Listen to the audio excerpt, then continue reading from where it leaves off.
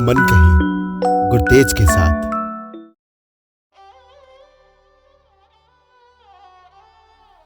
भारी और उदास कदमों के साथ वो चले जा रहा था। उसके मन में बहुत सी बातें, बहुत से प्रश्न घूमते जा रहे थे। सैनिकों की उपहास भरी हंसी उसके दिल को चीरे जा रही थी। वो यही सोच रहा था कि अब घर जाकर वो अपनी पत्नी को क्या कहेगा, वो उसको क्या जवाब देगा अगर उसने उससे पूछ लिया कि मिला है अपने सखा द्वारिकाधीश से। तब मैं उसको क्या कहूंगा। हाँ, अब तो कान्हा महाराज बन गया है, अब थोड़ी ना हम जैसे गरीबों से मिलेगा। ठीक ही तो कह रहा था वो सैनिक। पहले खुद को देखो, कहां तुम और कहां महाराज कृष्ण आए बड़े। उसके सब भाव और सपने टूट कर उसके पांव में चुभे जा रहे थे, जिनको दिल में लेकर वो बड़े चाव से इतने सालों बाद अपने सखा से मिलने आया।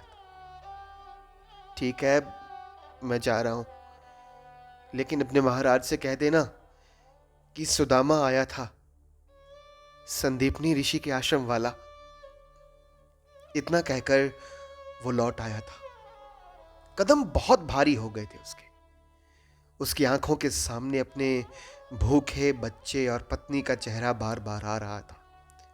उसके कंधे पर एक पोटली लटकी हुई थी जिसमें मुट्ठी भर पोहे थे, जिसे वो अपने सखा के लिए लाया था।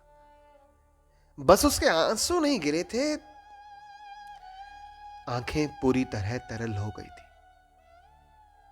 किस ओर गए हैं वो? उसके कानों में एक स्त्री की आवाज पड़ी। इतने में बड़ी तेजी के साथ राजमहल का दरवाजा खुला और एक कौतूहल समझ गया। ओ सुदामा, बिना मिले चले जाओगे अब? ब्राह्मण जो ठहरे, कहां मुझ यदु से मिलोगे?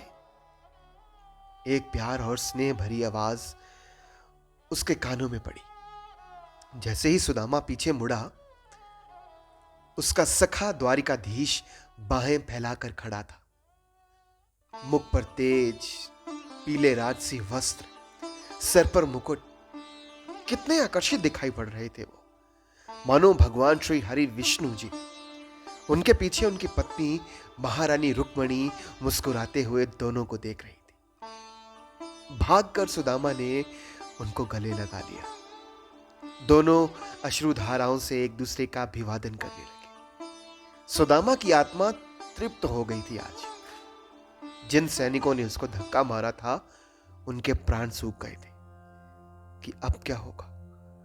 बाकी सभी लोग ध्यान से देख और सोच रहे थे, ये कौन है एक गरीब सा ब्राह्मण, फटे पुराने कपड़े, फटी एड़ियां, जिसको महाराज श्री सूचना मिलते ही दौड़े चले आए, वो भी नंगे पांव। पर वो ये देख नहीं सके कि यहां एक राजा नहीं, एक सखा अपने सखा से मिल रहा है। जहां अपनापन और दोस्ती होती है ना, वहां धन और पदवी आड़े नहीं आती। राजमहल के अंदर की चकाचौंध और व्यवस्था को देखकर सुदामा चकित सा रह गया। मां रुक्मणी ने बड़े प्यार से उन्हें एक सिंहासन पर बिठाया। दासियां भी सोचे जा रही थी, ये कौन है जिसकी सेवा में आज महारानी जी स्वयं लगी है। सुदामा ने कहा, मैं आपका ये ऋण कहां उतारूंगा। इतना कहकर उसकी आंखों में आंसू भर गए। रुक्मणी और कृष्ण जी दोनों एक दूसरे की ओर देखने लगे। मां रुक्मणी बोली, आप ऐसा कहे हमें और ज्यादा। इतने में एक सेवक दूध और गुलाब की पत्तियों से युक्त जल का एक बड़ा सा पात्र लेकर आया और वहां रखते हुए कहा, महाराज, जल तैयार है। सुदामा अपने दोस्त कान्हा को बोलने लगा, महाराज द्वारिकाधीश। कान्हा जी ने उसकी बात काटते हुए मुस्कुराते हुए कहा, अच्छा, हम कब से आपके लिए महाराज हो गए? आप हमें कान्हा ही कहिए। बहुत सालों से इस नाम से हमें किसी ने नहीं पुकारा। कान तरस गए ये नाम सुनने के लिए। ठीक है कान्हा। इतना कहकर सभी के मुंह पर मुस्कुराहट ने अपना प्रभुत्व कायम कर लिया।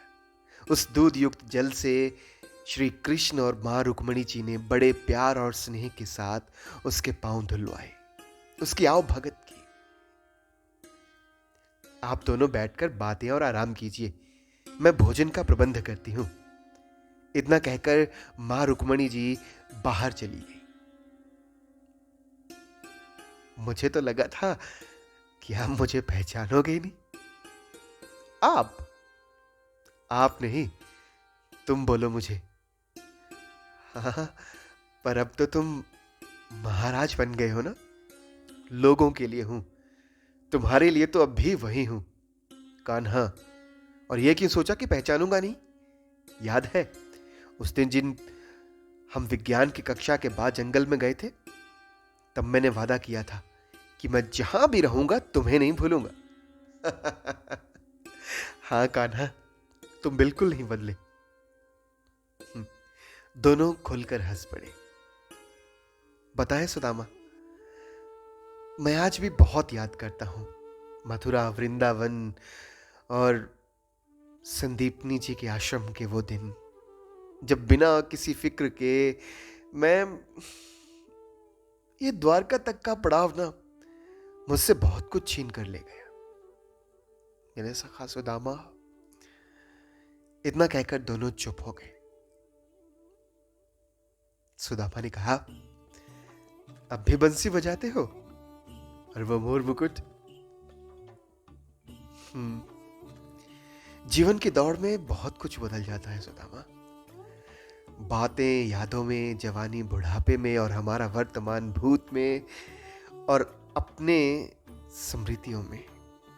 दिल तो बहुत करता है कि बंसी और मोर मुकुट से जाऊं, पर किनके लिए? जिनके लिए सजाता था वो तो। बातें अब भी बहुत गंभीर करते हो तुम कान्हा। कहा तुमने पुराने दिनों की वीणा छेड़ दी सुदामा। क्यों कान्हा, इस वीणा के स्वर अच्छे नहीं है क्या? याद है तुम्हें जिस दिन प्रणय ऋषि जी ने हमारे आश्रम में आना था और सुबह सुबह हमने जल लेने जाना था, तुम्हारी, मेरी और दैनिक की सेवा लगी थी। कान्हा जी उसकी बात काटते हुए हंस पड़े। हाँ, याद है। और उस दिन सुबह के अंधेरे में जंगल में तुमने छिप छिप कर जंगली जानवरों की आवाजें निकालकर उसको खूब डराया था, और वो सहम कर मुझसे लिपटे जा रहा था।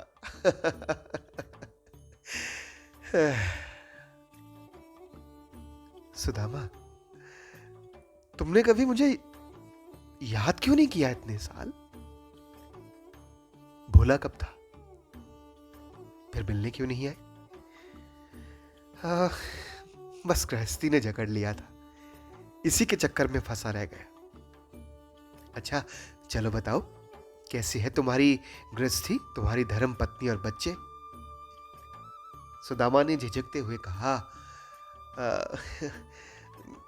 सब ठीक है। कान्हा जी भाप गए थे कि पास पड़ी पोटली को उठाते हुए उन्होंने कहा, इसमें क्या लाए हो सुदामा? अब वो से क्या कहे, क्या बताए? जिसकी थाली में 56 तरह के पकवान परोसे जाते हो, उसके लिए, यानी कि कान्हा जी के लिए, वो मुट्ठी भर पोहे लाया है। सुदामा ने कान्हा जी के हाथ से पोटली ले ली। क्या सोचने लगे तुम? लाओ इधर दो मुझे। जैसे ही वो पोटली खोली तो पोहे देखकर कान्हा जी खुश हो गए। पोहे? ये मेरे लिए लाए हो? सुदामा ने हाँ में सर हिला दिया। हाँ, तुम्हारी भाभी ने भेजे हैं, तुम्हारे लिए। अच्छा, तो तुमने उनको भी बताया होगा कि ये मेरे पसंदीदा है। पोहों में बसा प्रेम देखकर कान्हा प्रसन्न हो गए। कुछ पोहे मुंह में डालते हुए वो कहने लगे, मैंने सुबह से भोजन नहीं किया, इसलिए मैं तो ये खा रहा हूं। रुक्मिणी जो खाना लगवा रही है तुम वो खाना। माखन नहीं लाए साथ में? तुम्हें पता है ना, मुझे वो भी बहुत पसंद है। भूल गया? ऐसे कैसे भूल गए? अगली बार लेकर आना। प्रेम से उन पोहों को खाते देख अपने सखा कृष्ण को सुदामा ध्यान से देखने लगा। जैसा उसने सोचा था वैसा तो बिल्कुल भी नहीं हुआ। ये तो अब भी वही है, संदीपनी जी के आश्रम वाला। घर पर कैसे हैं हालात? उनके प्रश्न को सुनकर सुदामा एकदम चुप हो गए। अब वो क्या कहे उनको? वो बस ठीक ही है। कान्हा जी ने उसकी बात समझ ली थी, क्योंकि सुदामा के वस्त्रों ने, उसके पोहों ने सारी व्यथा पहले ही व्यक्त कर दी थी। और दोस्त भी वही होता है जो अपने दोस्त को यह एहसास ना होने दे कि। इतने में मां रुक्मणी ने आते हुए कहा, चलिए अब स्नान करके भोजन कर लीजिएगा, बाद में बातें करते रहना। मेरा हो गया बस भोजन, मैंने कर लिया।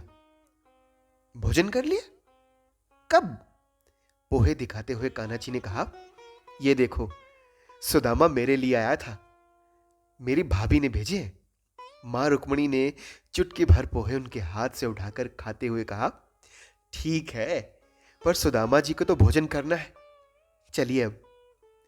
सुदामा अब स्नान और भोजन करने के लिए कान्हा के साथ चला गया। अगले दिन सूर्यदेव ने दस्तक दे दी थी।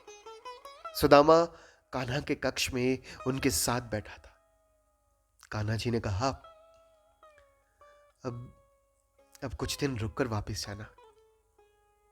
हां, पर वो घर पर पत्नी और बच्चे, तुम उनकी चिंता मत करो।